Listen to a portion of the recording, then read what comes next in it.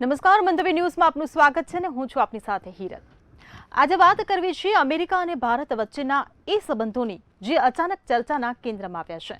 અમેરિકાના રાષ્ટ્રપતિ ડોનાલ્ડ ટ્રમ્પે ભારત પરની રેસિપ્રોકલ ટેરિફ એટલે કે જવાબી ટેક્સ 25% ઘટાડીને 18% કરી દીધો છે। પ્રથમ દ્રષ્ટિએ આ સમાચાર મેક ઇન ઇન્ડિયા અને ભારતીય નિકાસકારો માટે મોટી રાહત સમાન લાગી। વડાપ્રધાન નરેન્દ્ર મોદીએ પણ આ નિર્ણયને આવકાર્યો છે અને કહ્યું છે કે આનાથી ભારતીય પ્રોડક્ટ્સને ફાયદો થશે। પરંતુ આખી વાત અહીં પૂરી નથી થતી। અસલી પેચ તો હવે શરૂ થાય છે। રાષ્ટ્રપતિ ટ્રમ્પે પોતાના social media platform truth social પર જે દાવો કર્યો છે તેને અનેક સવાલો ઊભા કર્યા છે। ટ્રમ્પનું કહેવું છે કે ટેરિફ ઘટાડવાના બદલામાં પીએમ મોદી રશિયન તેલ ખરીદવાનું બંધ કરવા અને અમેરિકા પાસેથી વધુ તેલ ખરીદવા માટે સંમત થયા છે। એટલું જ નહીં, ટ્રમ્પે તો એમ પણ કહ્યું કે બંને દેશો વચ્ચે ટ્રેડ ડીલ પર પણ સહમતિ બની ગઈ છે। હવે વિરોધાભાસ જુઓ। એક તરફ ટ્રમ્પ કહે છે કે ડીલ થઈ ગઈ છે, ભારત રશિયન તેલ છોડશે, જ્યારે બીજી તરફ વડાપ્રધાન નરેન્દ્ર મોદીની પોસ્ટમાં માત્ર ટેરિફ ઘટાડાની જ વાત છે। રશિયન તેલ કે કોઈ ટ્રેડ ડીલનો કોઈ જ ઉલ્લેખ નથી। તો સવાલ એ થાય કે શું ખરેખર ભારતે અમેરિકાના દબાણ સામે રશિયા સાથેની વર્ષો જૂની મિત્રતા દાવ પર લગાવી દીધી છે? શું સસ્તું રશિયન તેલ બંધ થવાથી ભારતમાં પેટ્રોલ ડીઝલના ભાવ ભડકે બળશે કે પછી આ ટ્રમ્પની પોતાની સ્ટાઇલ છે અને શું ભારત પોતાની શરતો પર અડગ છે? ત્યારે ટેરિફની ખેંચતાણ ખતમ તેની પર જ કરીશું આજનો સીધો સંવાદ।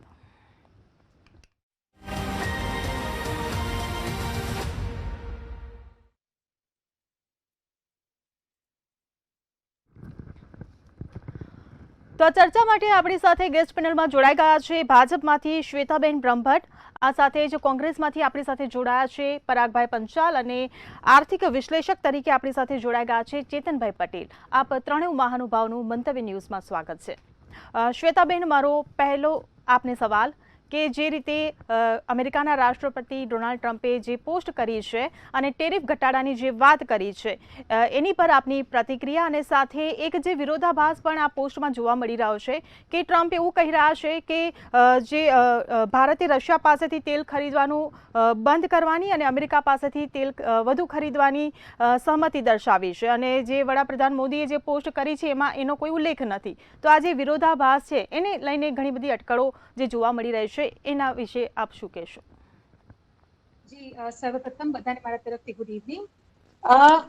હું આ જે ટ્રેડ ડીલ જે છે એ ટ્રેડ ડીલને હું એક ટ્રેડ ડીલની જેમ ના જોઈને એને એવી રીતે જોઈ રહી છું કે આ બદલતા ભારતની પ્રતિષ્ઠાનું જે નવું આપણે જે ડાયરેક્શન જોઈ રહ્યા છે એની મને આ તસવીર દેખાય છે। ગઈકાલે જ્યારે આ ટ્રેડ ડીલની જ્યારે વાત ચાલી રહી હતી, જ્યારે નરેન્દ્ર મોદીજી અને પ્રેસિડેન્ટ ટ્રમ્પ વચ્ચે જ્યારે વાત ચાલી, તો દુનિયાભરના લોકો આ બે દિગ્ગજ લોકશાહી અને બે દિગ્ગજના નેતાઓની સામે જોઈ રહ્યા હતા।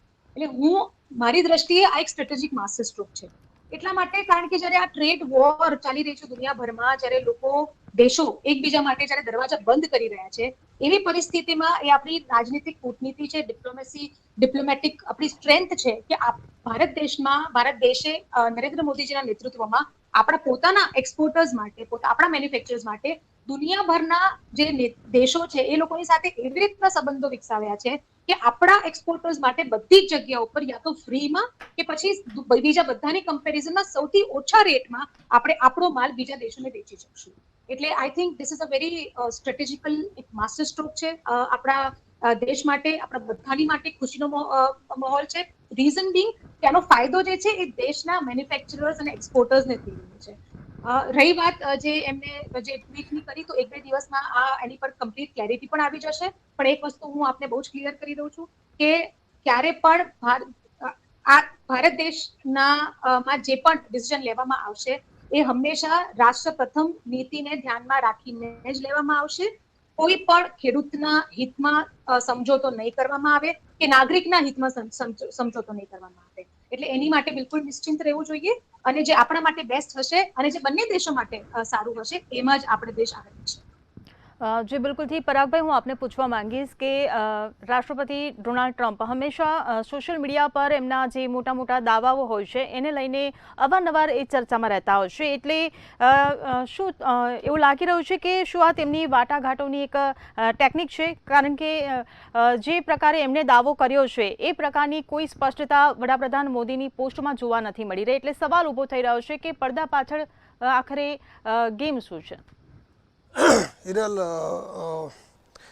આમાં કેવું છે કે જેમ આપણે ભારતીય જનતા પાર્ટી અને નરેન્દ્રભાઈ, તો નરેન્દ્રભાઈ આપણા પ્રાઇમ મિનિસ્ટર, લોકલાડીલા વડાપ્રધાન છે, એમને વિશ્વગુરુ બતાવવા માટે છેલ્લા દસકામાં અબજો રૂપિયા ખર્ચવામાં આવ્યા. હવે જ્યારથી ટ્રમ્પ ચૂંટાઈને આવ્યા છે ત્યારથી પરિસ્થિતિ કેવી છે કે બેવના સંબંધો ખૂબ જ ચર્ચામાં રહ્યા છે. સૌપ્રથમ તો આ જે ટેરિફ ઘટાડો, રેસિપ્રોકલ ટેરિફનો ઘટાડો થયો 25%, અને 25%નો ઘટાડો એ રશિયન ઓઇલની ખરીદી પર કરવામાં આવ્યો છે. એનો ઉલ્લેખ એ ડોનાલ્ડ ટ્રમ્પ દ્વારા કરવામાં આવે છે અને નરેન્દ્રભાઈ દ્વારા ટ્વિટર ઉપર એને ઘટાડ્યો, એના મતલબ આભાર માનવામાં આવે છે. એનો મતલબ એવો થયો કે ડોનાલ્ડ ટ્રમ્પે જે પ્રમાણે રોયટર્સ કે according to the con call of between the PM Modi and Donald Trump, Bharat રશિયાથી ઓઇલ પહેલાં જ ખરીદી આપણે ઓછી તો કરી જ નાખેલી, પરંતુ સંપૂર્ણ બંધ કરી અને વેનેઝુએલાથી આપણે ઓઇલની ખરીદી ચાલુ કરવાની છે. એટલે આ એક આપણે જેને કહેવાય ને કે સરેન્ડર, રશિયાથી ઓઇલ $500 બિલિયન આપણે ખરીદી કરવાની છે ટોટલ. હવે એ $500 બિલિયન અંદર શું શું આવશે? Along with energy, including call, along with the technology, agriculture and other products. એ અધર પ્રોડક્ટ્સની અંદર આપણે લગભગ ડેરી પ્રોડક્ટ્સ આવશે, વે પ્રોડક્ટ્સ આવશે, લેક્ટોસ આવશે, ચીઝ આવશે, બટર્સ આવશે, પછી ટ્રી અને નટ્સ અને ફ્રૂટ્સ આવશે, અને બીજી ફાર્મ પ્રોડક્ટ્સ બી આવશે. હવે અહીંયા મને યાદ છે કે જ્યારે સૌ પ્રથમ ટેરિફ નાખવામાં આવ્યો ત્યારે નરેન્દ્રભાઈનો એક વિડીયો હતો, જેમણે એ વિડીયોની અંદર એવું કીધેલું, अपने किसानों का हित सर्वोच्च प्राथमिकता है.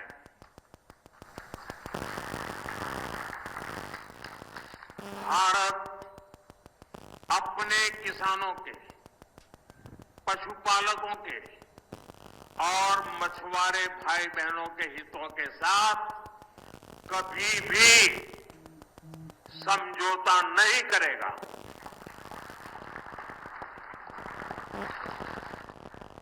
और मैं जानता हूं व्यक्तिगत रूप से मुझे बहुत बड़ी कीमत चुकानी पड़ेगी, लेकिन मैं इसके लिए तैयार हूं. એટલે અહીંયા હિરલબેન જે વ્યક્તિગત રૂપે એમણે જે કિંમત ચૂકવવાની વાત કરેલી, ચાહે ગમે તે થાય, પરંતુ આખરે એ વ્યક્તિગત એમની કિંમત એમણે રાષ્ટ્ર કરતાં વધારે થઈ ગઈ છે. અહીંયા $500 બિલિયન જે ખરીદી છે એની અંદર ડિફેન્સ બી આવી જશે, એન્જિન્સ છે, અમુક હથિયારો છે, વેપન્સ છે, ટેકનોલોજી છે, પ્લેન્સ છે, આપણે ઓલરેડી ખરીદી જ રહ્યા છીએ. અને એમના સિવાય રશિયા પણ એ ટેકનોલોજી બનાવતું નથી, એટલા માટે આપણે ભૂતકાળમાં એમની જોડે અપાચે હેલિકોપ્ટર્સ છે, જેટ એન્જિન્સની વાત કરીએ તો F404 અને F414 એન્જિન્સ છે.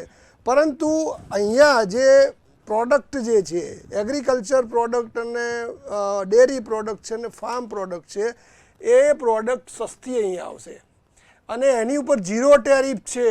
What is Donald Trump says કે અમેરિકાથી જે બી પ્રોડક્ટ ઇન્ડિયામાં આવશે તેની પર ઝીરો ટેરિફ છે, અને તમારી જે પ્રોડક્ટ ત્યાં જશે એની ઉપર 18%થી માંડીને 25% સુધીનો અલગ અલગ ટેરિફ છે. હજી આપણી જોડે વિગત આવી નથી કે આઇટમાઇઝ કેટલો ટેરિફ લાગશે. 18% બધા ઉપર એક સામટો લાગશે કે જુદી જુદી, કારણ કે જનરલી આપણે જે પણ એક્સપોર્ટ કરી રહ્યા છીએ અમેરિકામાં, એની અંદર મોટે ભાગે આઈટી હતી, 70% આઈટી પ્રોડક્ટ હતી, એટલે સોફ્ટવેર ને વગેરે હતું. ત્યાર પછી ટેક્સટાઇલ હતી, ત્યાર પછી સ્ટીલ હતી, એન્જિનિયરિંગ હતી, અને એના પછી સૌથી મોટો હિસ્સો ફાર્માનો હતો. તો એ કઈ રીતે રેસિપ્રોકલ ટેરિફ ઘટાડ્યો છે એની વિગત હજી જાહેર કરી નથી.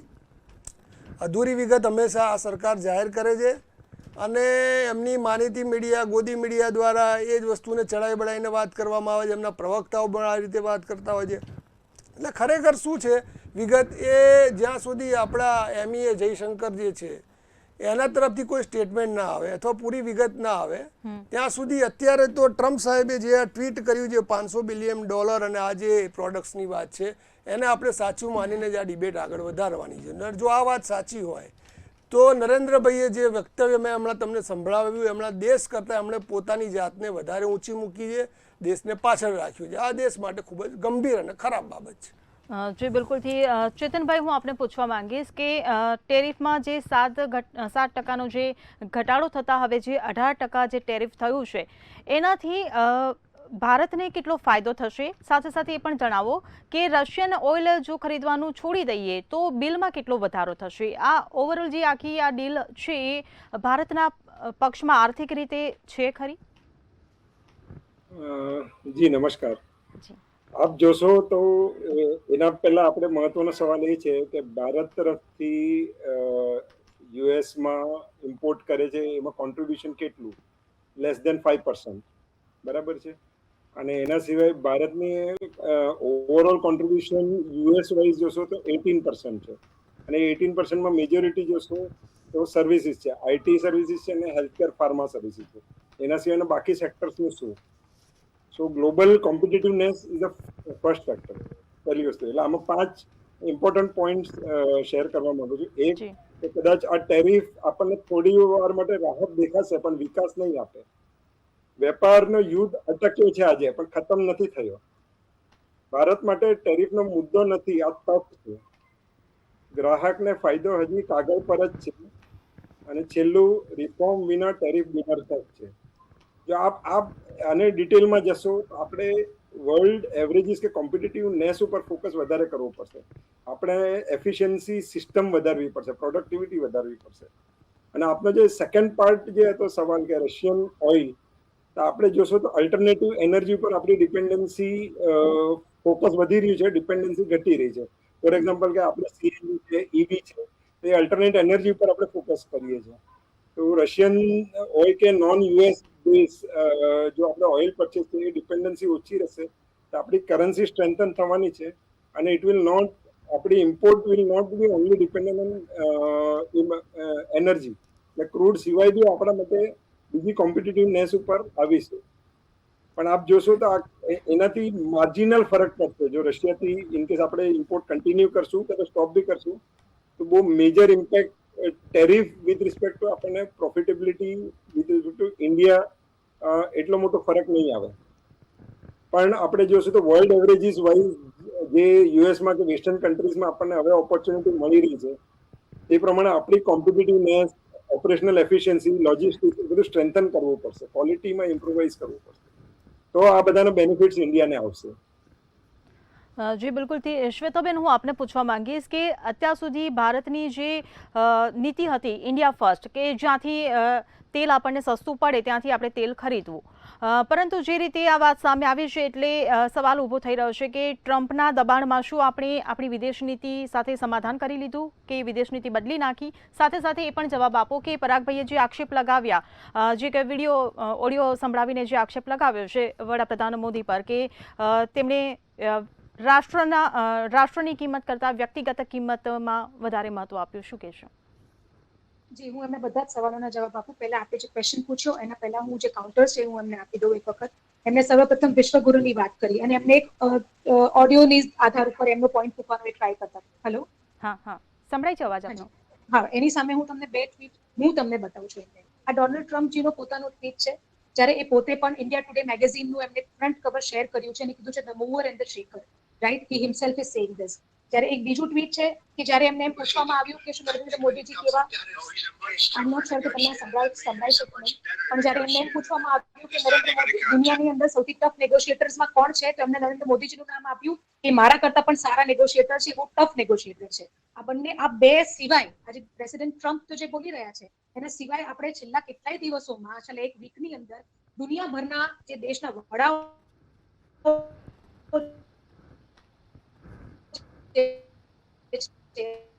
એ મોદીજી વિશે કે ઇન્ડિયા વિશે શું બોલી રહ્યા છે એ આપણા બધાની સામે જ છે. At the cost of like repeating myself, I am just saying કે આઈએમએફના જ્યારે વડા હતા ઉર્સુલાજી, એમને પણ જ્યારે અહીંયા આવ્યા ત્યારે એમને પણ ભરી ભરીને વખાણ કર્યા છે ભારત દેશના અને નરેન્દ્ર મોદીજીના નેતૃત્વમાં. 2 દિવસ પહેલાનું 31 જાન્યુઆરીનું જે ઇલોન મસ્કનું જે ટ્વીટ હતું એમાં પણ એમને બેલેન્સ ઓફ પાવર શિફ્ટિંગ કરીને જે ઇન્ડિયાના વખાણ કરેલા છે. એટલે રહી વાત વિશ્વગુરુની, તો એ આપણે પોતાના વખાણ, કોઈ ભારતીય પોતાના વખાણ કરવાની જરૂર છે જ નહીં. એ વિશ્વના દિગ્ગજ નેતાઓ અને મોટી મોટી સંસ્થાઓ એ વખાણ કરી જ રહી છે. એ પ્રૂવ કરે છે. એની માટે કોઈ આપણે કોઈ ચેસ્ટ થમ્પિંગ કરવાની જરૂર નથી કે આપણે બોસ્ટફુલ થઈને એક્ટ કરવાની જરૂર નથી, પણ પૂરી વિનમ્રતા સાથે આપણે બદલતા ભારતની તસવીર માટે ગર્વ લેવો જોઈએ, પહેલી વાત. બીજી વસ્તુ એમને કરી કે 500 બિલિયન ટ્રેડનું આપણે ખરીદી કરવાની છે. પ્લીઝ એમને ઇન્ફોર્મેશન થોડી અપડેટ કરવી જોઈએ. $500 બિલિયન બાયલેટરલ ટ્રેડ, ખરીદી નહીં, બાયલેટરલ ટ્રેડ.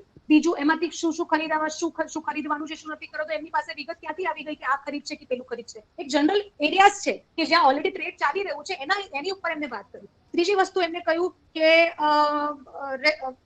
ઝીરો ટ્રેડની એમને આઈ થિંક વાત કરી, રાઈટ, કે આપણે ઝીરો આપવાનું છે. ના, એ હજુ કન્ફર્મેશન એવી રીતનું છે નહીં કે આપણે ઝીરો આપવાનું છે. સી, એગ્રીકલ્ચરની અંદર હું આપને એક એક્ઝામ્પલ આપું કે અગર એગ્રીકલ્ચરની અંદર એવી હાઈટેક મશીનરી પણ છે, એવી ઘણી બધી વસ્તુઓ છે જે અમેરિકાની અંદર આપણા કરતા કદાચ સારી અને સારી ક્વોલિટીની અમેરિકામાં મળતી હોય, જેમ કે હાઈટેક મશીનરી જે ફાર્મિંગમાં યુઝ થતી હોય. અગર આપણા દેશનો કોઈ ખેડૂત હોય, એને અગર અમેરિકાનો કોઈ મશીનરી અહીંયા આગળ આવતી હોય અને જેના કારણે આપણો પાક સારો થતો હોય, જે મશીનરી કદાચ અહીંયા આગળ એ જ ઇફેક્ટિવ રેટમાં કે ક્વોલિટીમાં ના મળતી હોય, તો અગર એ ખરીદવા માટે એને અગર નથી પૈસા, એક એક્ઝામ્પલ આપું છું કે ₹100 મશીન હોય અને ₹20 અગર એની પર ટેરિફ લાગતી હોય, તો ₹120 ખેડૂતે આપવું પડશે ને.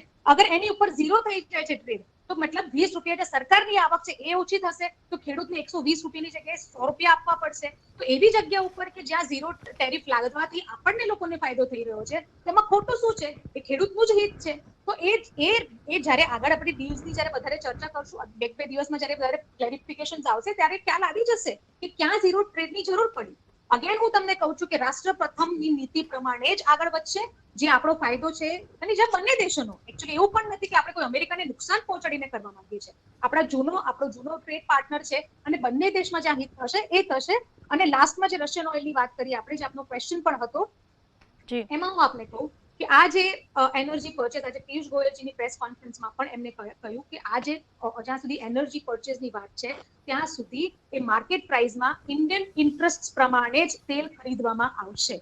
એટલે કોની પાસે શું ખરીદવું, શું ના ખરીદવું, એ થોડા ટાઈમની અંદર આપણને સામે જ ખ્યાલ આવશે. પણ અગેન હું તમને રીઇટરેટ કરીને અંડરલાઈન માં કહી રહી છું કે જે ભારત દેશના ફાયદા માટે હશે એ પ્રમાણે જ આગળ વધશે. એનો મતલબ એમ નથી કે રશિયા આપણો મિત્ર નથી, પહેલા પણ હતું, આજે પણ છે અને આવતીકાલે પણ રહેશે. પણ જ્યારે રાષ્ટ્રહિતની વાત આવે તો આપણે બધાની સાથે સંબંધ બનાવીને દેશના હિત માટે જે સારું હશે એ જ કરશું. જી બિલકુલથી પરાગભાઈ, હું આપને પૂછવા માંગીશ કે સરકાર તો એવું કહે છે કે ટેરિફ ઘટાડવાથી નિકાસકારોને ફાયદો થશે, પરંતુ આપનું શું માનવું છે કે ભારતીય ઉદ્યોગોને આનાથી ફાયદો થશે કે નુકસાન થશે? એ તો જે પ્રમાણે આઇટમાઇઝ ટેરિફનો ચાર્ટ આવશે એના ઉપર ખ્યાલ આવશે.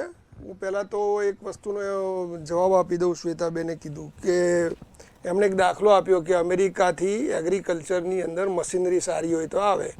આઈ થિંક એમને ખ્યાલ નથી કે એન્જિનિયરિંગમાં અત્યારે ભારત એટલું આગળ છે કે આપણે કોઈ મશીનરી ઇમ્પોર્ટ કરવાની લગભગ એગ્રીકલ્ચર બેઝ ઉપર તો જરૂર પડતી જ નથી. અને કદાચ જરૂર પડે આપણે એવા હાઈટેક મશીનરી જે CNC VMC મશીન જાપાનથી આપણે લાવીએ છીએ, ખૂબ જ માઇક્રો અને પ્રિસિશન કામ કરવા માટેના. બાકી એગ્રીકલ્ચરની અંદર આપણે કોઈ આજ સુધીમાં મશીન છેલ્લા 20 વર્ષની અંદર આજુબાજુ ઇવન જર્મનીથી બી ઇમ્પોર્ટ કર્યું હોય એવું બન્યું નથી. મેનલી જે અમેરિકા અહીંયા ઇમ્પોર્ટ કરવા જે બિઝનેસ કરવા માગે છે એ ડેરી પ્રોડક્ટ છે, એમાં વે પ્રોડક્ટ છે, લેક્ટોઝ છે. ઓલરેડી એ લોકો સેકન્ડ અને થર્ડ લાર્જેસ્ટમાં તો આપણા ઉપર ઇમ્પોર્ટ કરે જ છે, એ અહીંયા મોકલે જ છે. ત્યાર પછી મિલ્ક પાવડર છે, પછી સોયાબીન છે, કોર્ન છે, ફ્રૂટ્સ છે, ડેરી, પોલ્ટ્રી છે, ટ્રી નટ્સ અને ફ્રૂટ્સ છે. આ બધી એવી પ્રોડક્ટ છે કે જે અહીંયાના ખેડૂતોને, અહીંના વેપારીઓને એને અસર કરશે. કારણ કે મેં પહેલાં જ કીધું એમ કે આપણે એવી વાત ઉપર સંમત થયા છીએ કે એમની જ પ્રોડક્ટ જે ઇન્ડિયામાં વેચાશે એની પર ઝીરો ટેરિફ લાગશે. ઝીરો ટેરિફ લાગશે એટલે સામે અહીંયા આપણો જે ખેડૂત છે કે જે ઉત્પાદક છે એની સામે આપણા લોકો કોમ્પિટ નહીં કરી શકે, એટલે એમના ધંધા બગડશે, ધંધા ખોવાનો વારો આવશે, બેકારી વધશે. બેન બીજું કંઈક સમજાવે છે, આડા પાટે લઈ જાય છે આખું ભારતીય જનતા પાર્ટી, અને એ લોકો આ જ કરે છે. પરંતુ હકીકત આ છે. અને સૌથી મોટી એ કે ચા બાર પર પોર્ટમાંથી આપણે બહાર નીકળી ગયા. તમે જીઓ પોલિટિક્સ જુઓ, જે આજે તમે ટ્રમ્પ સાહેબની સામે સાક્ષાત દંડવત પ્રણામ કર્યા, એમાં તમે જે પેલું એ થયું ગાઝા પીસ એગ્રીમેન્ટ થયું, એની અંદર પાકિસ્તાન જોડાઈ ગયું. એનો મતલબ એ છે કે હવે આપણે ઓપરેશન સિંદૂર 1 કે પાર્ટ 2 આપણે કરી જ શકવાના નથી. એટલા માટે દિલ્હીની અંદર બોમ્બ ધડાકો થયો, આટલા લોકોના જીવ ગયા. આપણે તો ઓપરેશન સિંદૂર ચાલુ હતું, ભારતીય જનતા પાર્ટીના નેતાઓ બૂમો પાડીને કહે છે, પરંતુ આપણે કશું કરી નથી શકવાના, કારણ કે પાકિસ્તાન હવે ગાઝા પીસ પ્રોસેસની અંદર અમેરિકા જોડે જોડાઈ ગયું છે. એવી રીતે ચાબાર પોર્ટ જે જીઓ પોલિટિક્સમાં આપણું આટલું ઇમ્પોર્ટન્ટ એક મહત્વનું હતું, એમાંથી આપણે બહાર નીકળી જવું પડ્યું છે. કોના હિસાબે? ટ્રમ્પ સાહેબ કહેવાના હિસાબે. એટલે આજથી થોડાક દિવસ પહેલાં જ કોંગ્રેસ પાર્ટીએ જે AI મીમ્સ બનાવેલી, ટ્રમ્પ સાહેબને ફોન કરી દે, હા ટ્રમ્પ સાહેબ જો આપ કહો કે મેં કरूँगा, એ બહુ પરફેક્ટ છે અને અમને ખબર હતી કે આવું થવાનું છે, આ જ લાગુ પડી રહ્યું છે. અત્યારે પરિસ્થિતિ એ છે કે રશિયા આપણું દુશ્મન નથી, આજે બી નથી. આપણે સ્ટ્રેટેજિકલી અમેરિકા અને રશિયા વચ્ચે ડિસ્ટન્સ રાખીને એક વિદેશ નીતિ ઘડવાની જરૂર હતી. યુપીએ સમયમાં, કોંગ્રેસ સમયમાં આ જ વસ્તુ વર્ષો સુધી આપણે કરેલી. 71ની લડાઈમાં અમેરિકા આપણી વિરુદ્ધ હતું, 7મો નૌકા કાફલો મોકલેલો, છતાં બી અમેરિકા જોડે એવા સંબંધો હોવા છતાં બી આટલા વર્ષોથી ભારતીયો, ખાસ કરીને ગુજરાતીઓ અમેરિકા ગયા, ત્યાં સ્થાયી થયા, ધંધા કર્યા, અહીંયા પૈસા મોકલ્યા, રેમિટન્સ મોકલ્યું. એ રેમિટન્સના આધારે અહીંયા ડેવલપમેન્ટ થયું. એ જ વેપારીઓએ નરેન્દ્રભાઈને વડાપ્રધાન બનાવ્યા અને અનેક વસ્તુઓ થઈ. તો આ એક કુને હતી, જે વિદેશ નીતિની એક યુપીએ સમયમાં, કોંગ્રેસના સમયમાં કુને હતી. આ એ જ કુનેનો અભાવ જોવા મળી રહ્યો છે.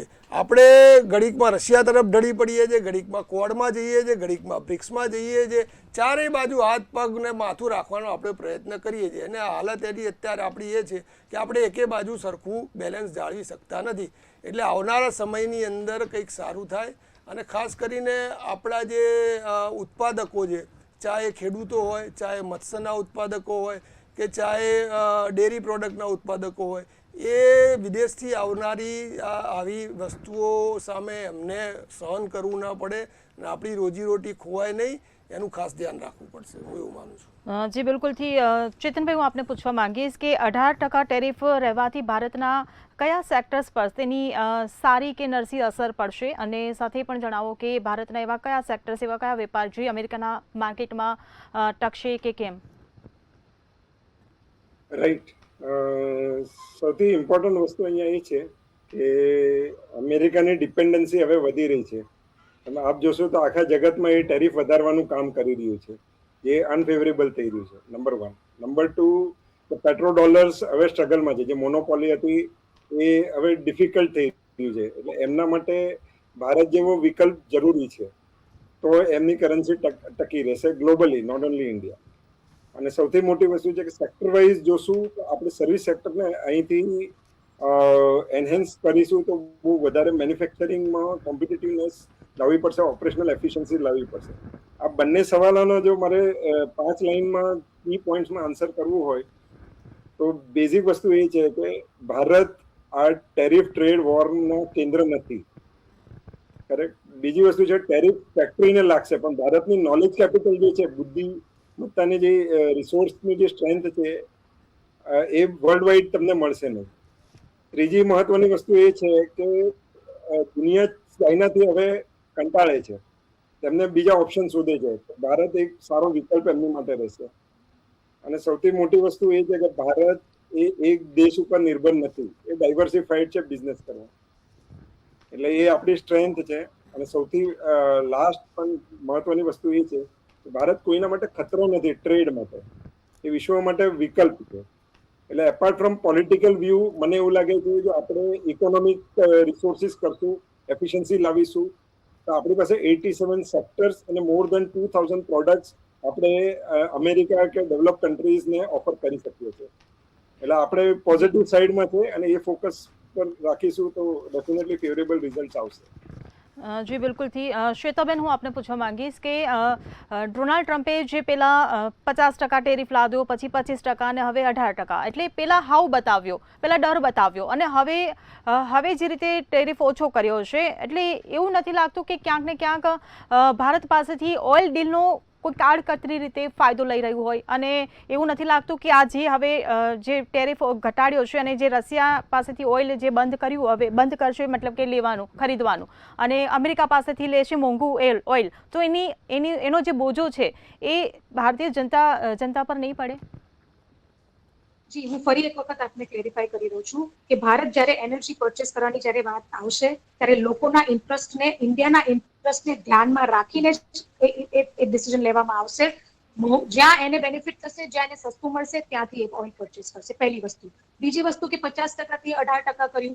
આપણે એક વસ્તુને આપણે ક્લિયર કરી દઈએ કે 2 એપ્રિલ 2025 ની આસપાસ અમેરિકાએ ખુદ એની નીતિને ચેન્જ કરી છે. એના આધાર ઉપર ફક્ત ભારત ઉપર ટેરિફ નથી લાગ્યું, એટલે દુનિયાના બધા જ દેશો ઉપર અલગ અલગ રીતે એના જે રિલેશન્સ હતા એ પ્રમાણે એને ટેરિફ લાગ્યું છે.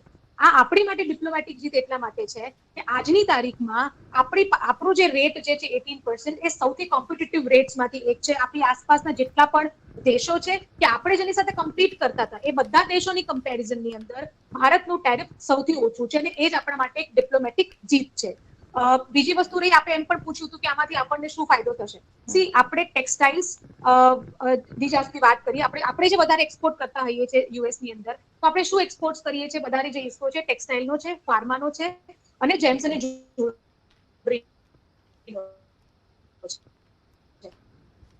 આપણા કોમ્પિટિશન કન્ટ્રીઝ કોણ છે? China, Vietnam, Bangladesh. હવે આપણું કોઈ પ્રોડક્ટ અગર યુએસમાં જાય છે એ આપણને 18% ટેક્સ ડ્યુટી આપવી પડે છે, અને આપણે 18% ડ્યુટી છે, અને બીજા લોકોને 20 થી 35% રેન્જ છે. ચાઇનાની 34% રેટ છે. તો એક અમેરિકન આપણું પ્રોડક્ટ પરચેસ કરશે કે ચાઇના કે બાંગ્લાદેશ કે વિયેતનામનું કરશે? એટલે એ જે ઓર્ડર્સ જે છે એ ઇન્ડિયા તરફ શિફ્ટ થશે. ઇન્ડિયા તરફ શિફ્ટ થશે એટલે કોની પાસે જશે? એ સુરતમાં, નોઈડામાં બેસવાવાળા વીવર્સ પાસે જશે. એ આપણે જેમ આપણા સુરતના જે ડાયમંડના જે હીરા ઘસવાવાળા કારીગર છે એમની પાસે જશે. આ બધી કે બેંગ્લોરમાં જે ટેક કંપનીઝ છે, ઇલેક્ટ્રોનિકની જે હબ છે ત્યાં આગળ જશે. તો આપણા જ દેશના મેન્યુફેક્ચરર્સને ફાયદો જઈ રહ્યો છે. બીજી બાજુ આપણે બજેટમાં પણ પોલિસીમાં આપણે સુધારા જોયા કે કેવી રીતે મેન્યુફેક્ચરિંગને વેગ આપવા માટે આપણે પ્રયાસો કરી રહ્યા છે. તો જે કંઈ પણ થઈ રહ્યું છે એ ઇન્ડિયાના બેનિફિટ માટે થઈ રહ્યું છે, અને આનાથી વધારે બેનિફિટ શું થઈ શકે કે દુનિયાના બીજા બધા કોમ્પિટિટર જેટલા પણ આપણા કન્ટ્રીઝ જે છે એ બધામાં સૌથી બેસ્ટ રેટ આપણને આપવામાં આવ્યું છે. તો પહેલી વસ્તુ હું આપને એનો કહું. બીજી વસ્તુ એમને કહી કે ચારે બાજુથી આપણે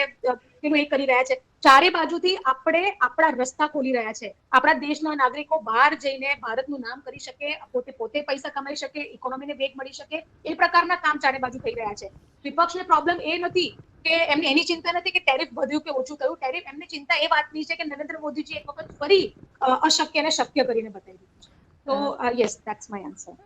જી બિલકુલ. એક બીજી વસ્તુ એડ કરવા માંગતી હતી. હું મશીનરીનું એક એક્ઝામ્પલ આપતી હતી કે મશીનરી અગર અમેરિકામાં સસ્તી મળે છે એનું એક્ઝામ્પલ. એક બીજું એક્ઝામ્પલ આપું આપને. ખ્યાલ હશે કે એલ્મન્ડ, બદામની તમે વાત કરો, શ્વેતાબેન, સમયનો અભાવ છે ને? પૂછો તમે કે કેટલા % બદામ ઇન્ડિયામાં બને છે, રાઈટ? આઈ થિંક મારા હિસાબથી 5% પણ ઓછું આપણો જે વપરાશ જે છે એનો કદાચ 5% પણ ઓછો હિસ્સો કદાચ ભારત દેશની અંદર બને છે.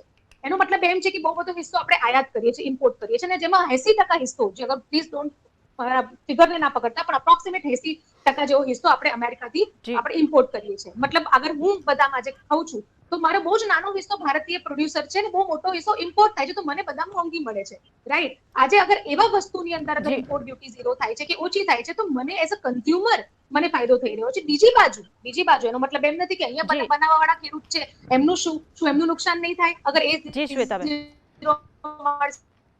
એની માટે પણ પોલિસી લેવલ પર હમણાં રિસેન્ટલી બજેટની અંદર હાઈ ડેન્સિટી એમનું જે ખેતી કરી શકે એની માટે પણ શું કહેવાય પ્રોવિઝન્સ કરવામાં આપ્યા છે. કે એક બાજુ આપણે પોતાના લોકોને આત્મનિર્ભર બનાવીએ છીએ, પોતાના મેન્યુફેક્ચરર્સને, બીજી બાજુ આપણે દેશના નાગરિકોને અફોર્ડેબિલિટી આપીએ છીએ. તો આ બંને રીતે અને બધી જ રીતે દેશના બધા જ નાગરિકોનું ધ્યાનમાં રખાય એ પ્રકારની નીતિ